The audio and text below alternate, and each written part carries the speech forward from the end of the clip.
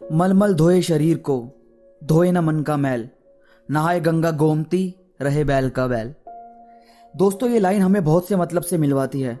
इन्हीं में से एक है कि तुम्हें अंतरात्मा को साफ करना होगा।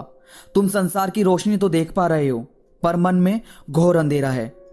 तुम ये सोचते हो कि मैं इससे भी पैसे मार लूं, या इसको लूट लूं, या इस लड़की को धोखा दूं, या किसी के प्यार को ठुकरा कर उसे अंधकार में रखूं। तो तुमसे बड़ा मूर्ख इस पूरे ब्रह्मांड में कोई नहीं है। सबसे पहले ये समझ लो, तुम जो कर रहे हो, जो भी तुम्हारा वर्तमान है, तुम्हारा भविष्य उसी हिसाब से निर्धारित होगा।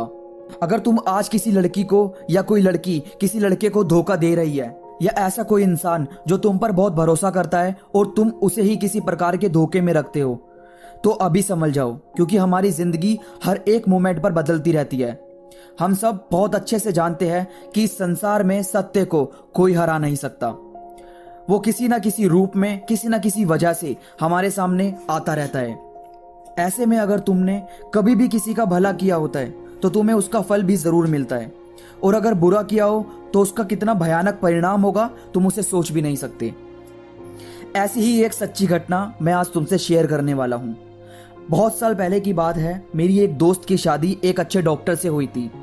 अच्छा खासा काम था। कभी कभी काम के सिलसिले में उन्हें बाहर भी जाना पड़ता था। उनकी एक अपॉइंटमेंट की फीस ही 50,000 1.5 लाख के करीब थी। एक बार वो अपनी वाइफ के साथ शॉपिंग करके घर आ रहे थे, तभी देखा रास्ते में काफी भीड़ लगी थी रेड लाइट के पास। वो उतरे, देखने गई तो वहां एक बच्चा जो रेड लाइट पर भीख मांगता था, उसका एक्सीडेंट हो गया था, बहुत जख्मी था। उन्होंने जरा भी देर नहीं लगाई, उस बच्चे को उठाकर अपनी गाड़ी में लाए और तुरंत हॉस्पिटल ले जाकर उसका ऑपरेशन शुरू कर दिया। बच्चे के माँ बाप फटे फटे कपड़ों में हॉस्पिटल पहुंचे तो गार्ड ने उन्हें बाहर ही रोक लिया। ऑपरेशन के बाद डॉक्टर खुद बाहर आए। उन्होंने बच्चे के माँ बाप को अंदर आने दिया और बोला कि आप फिक्र मत करो, बच्चा अब ठीक है, और ऑपरेशन की फीस भी उन्होंने भर दी है। माँ बाप ने उनका बहुत शुक्रिया अदा किया और काफी दुआएं दी। इसके करीब 2-2.5 महीने बाद उन्हें शिमला जाना पड़ा, वही काम के सिलसिले में। पर यहां तकदीर को शायद कुछ और मंजूर था। पहाड़ों पर ऊपर गाड़ी को चढ़ाते हुए उनकी गाड़ी का बैलेंस बिगड़ गया और गाड़ी बहुत ऊपर से नीचे खाई में गिरी। गाड़ी की हालत इतनी बुरी हो चुकी थी कि जैसे वो गाड़ी नहीं, किसी स्कूटर का पार्ट हो। वहां के लोगों ने तो ये तक मान लिया था कि आदमी अब मर गया है। किसी तरह वहां की पुलिस को बुलाया गया, क्रेन वगैरह से उनको बाहर निकाला गया। बाहर निकालते ही सब लोग हैरान हुए, क्योंकि उनकी नब्ज चल रही थी। पुलिस ने सेकंड भी नहीं लगाया उन्हें हॉस्पिटल पहुंचाने में। वहां उनकी सर्जरी हुई।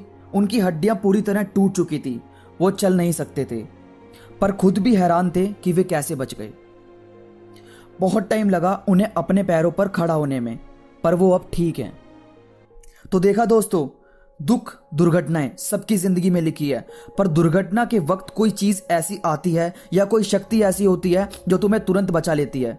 मेरा यकीन मानो, दुआएं असर करती है, और दुआ असर करती है तो बद्दुआ भी करती होगी। इसलिए जितना हो सके लोगों की दुआएं लो, मन को साफ रखो, अच्छा ही करो, अच्छा ही मिलेगा।